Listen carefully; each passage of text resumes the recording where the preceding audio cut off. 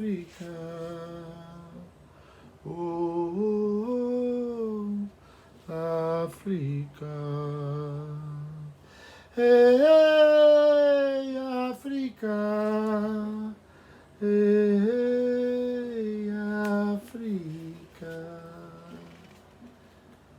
África nos versos do cordel. Falarei hoje para vocês trechos de uma produção que eu fiz contemplando alguns países do continente africano, que é formado por 56 países, o continente africano. Muitos deles falam a língua portuguesa, a língua que nós falamos aqui. E muitos deles têm em comum uma coisa que o Brasil. Além da língua portuguesa, eles fizeram parte da construção desse país, da construção da culinária, da mão de obra, da religiosidade. Então, muito respeito por eles, que foram sequestrados de uma forma desumana e trazidos para cá em navios sangrentos chamados de tumbeiros. Então, vou falar um pouquinho para vocês que esses países têm histórias que é muito tempo antes do Brasil. Bom, vou ler apenas uns trechos para vocês. Esse aqui é o cordel de São Tomé e Príncipe. A história que eu vou contar é de um outro continente que vamos analisar de maneira diferente a tua bela cultura do seu povo inteligente. A sua linda estrutura e com terra abundante, valorizando o seu povo, natureza extravagante, um lugar que é bem novo, diferente e aconchegante. Final do século XV, época de descobertas, na ilha bonita que ostenta muitas terras encobertas, onde a mata dominava as montanhas e florestas. Pessoas que ali moravam deram nome requintado para essa ilha tão bonita. Com 2 nomes foi chamado de São Tomé e Príncipe, escolhido e batizado. Mas alguns navegadores com origem portuguesa desembarcaram nas ilhas, causando muita estranheza, se achando donos da terra em nome da realeza. Sendo assim, não demorou para começar a invasão. Não respeitaram ninguém e causaram confusão. Mais uma terra africana tomada sem permissão. E por aí, a história caminha. Tem também a história de Cabo Verde. Cabo Verde começa de uma maneira um pouco diferente. Quero agora transmitir versos simples, sem mentir. Histórias para refletir de um povo escravizado, de um país desabitado, pertencente ao mar aberto que foi recém-descoberto e agora colonizado. Mas antes quero contar onde fica esse lugar que o povo irá habitar na África Central, pertinho de Senegal, com muitas ilhas vulcânicas entre matas e montanhas e paisagem natural. Alguns historiadores espalhavam muitos rumores, afirmavam em seus percursos dessa grande ocupação, já formando uma nação, habitando essas ilhas, as mais belas maravilhas, lugar de contemplação. Jalofo, povo guerreiro, esse sim foi o primeiro desse gigante terreiro. Os primeiros habitantes dessas ilhas tão distantes, todas viagens sem ninguém, mas precisando de alguém, vindo assim esses imigrantes. Antes de ser habitada e ficar debilitada, foi um pouco visitada. Árabes queriam sal, temperos e mineral, resolveram então passar nas ilhas nesse lugar para gerar bom capital.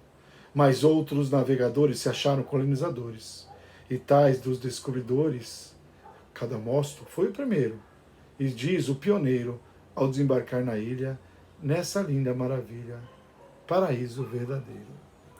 São ilhas, países, histórias, que antes de ser invadido, tinham histórias importantes. Agora eu vou falar para vocês Guiné-Bissau. Um trechinho também antes da colonização. Guiné-Bissau. Na África Central, no berço da humanidade, nasce Guiné-Bissau com muita integridade. Junto com outros países e pessoas bem felizes, viviam com liberdade.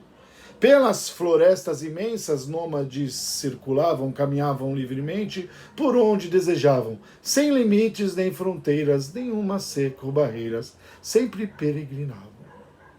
Sua história é antiga, muita linda e fascinante, mas ainda causa intriga para cientista e estudante, artistas, pesquisadores, antropólogos, doutores. Olhem só que impressionante. Uns falam 200 mil, mas tem quem diga que é muito mais. Ó. Outros dizem pouco menos, somente alguns decimais, mas os anos dessa história o povo traz na memória, contada por ancestrais. Artefatos encontrados, cerâmicas, machados, indicam alguns trabalhos que eram realizados. Tinham também plantações, diversas criações e eram diversificados. Plantio de inhame, arroz, depois veio dendezeiro, de leste a oeste plantava e cruzando o país inteiro. Os campos floresciam, as plantações cresciam. Era um mundo verdadeiro.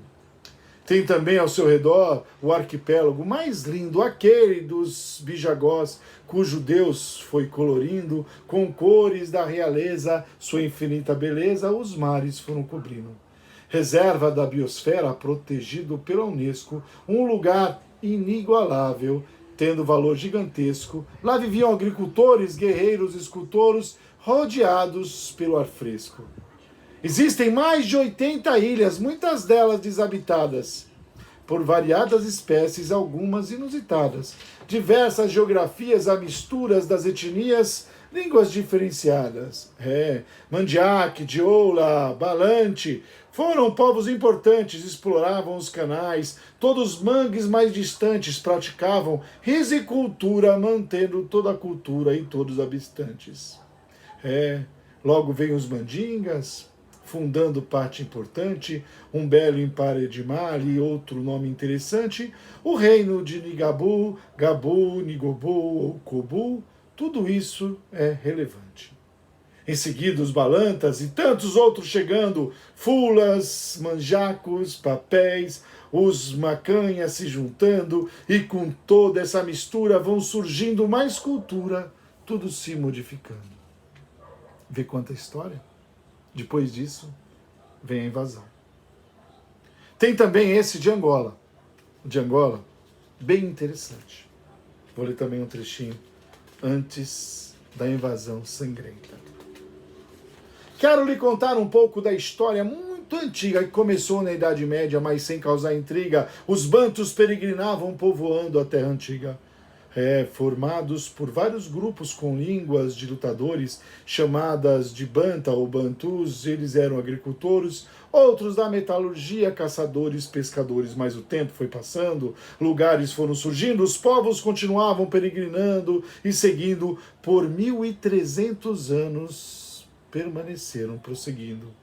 Logo chegaram os quicocos, andarilhos africanos que se encantavam pela terra, sentindo-se soberanos, demarcaram um terreno para não sofrerem danos. Um novo país nascia e logo foi batizado na Angola, ou também Angola. Nome foi concretizado com amor e com carinho, sendo assim enraizado. Esse nome surgiu vindo de uma herança importante de um antigo reino Nidongo, ou Kiolange, que era o comandante, fundador da dinastia. Era um tempo bem distante. E por último, quero mostrar para vocês o de Moçambique. Um trechinho. Não se sabe bem ao certo onde tudo começou, mas que as pesquisas dizem é que o humano germinou em regiões africanas onde se multiplicou. No Vale da Grande Fenda, que atravessa as fronteiras de países com histórias todas muito verdadeiras, contadas por narradores na beirada das fogueiras. Um deles é Moçambique, que em versos eu vou contar. Nasceu lá no Grande Vale, lugar para contemplar, dentro da África Austral, rodeada pelo mar. Seus primeiros habitantes eram nossos ancestrais, chegaram pelas florestas e não de outras capitais, povos chamados Kossani, surgindo outros locais. Eram hábeis caçadores, andarilhos das florestas, valentes desbravadores, com caráter bem honestas, e por lá se instalaram entre paz e muitas festas. Lá deixaram suas marcas, sua língua, sua história, e depois continuaram na mais linda trajetória, caminhando pelo mundo de maneira transitória.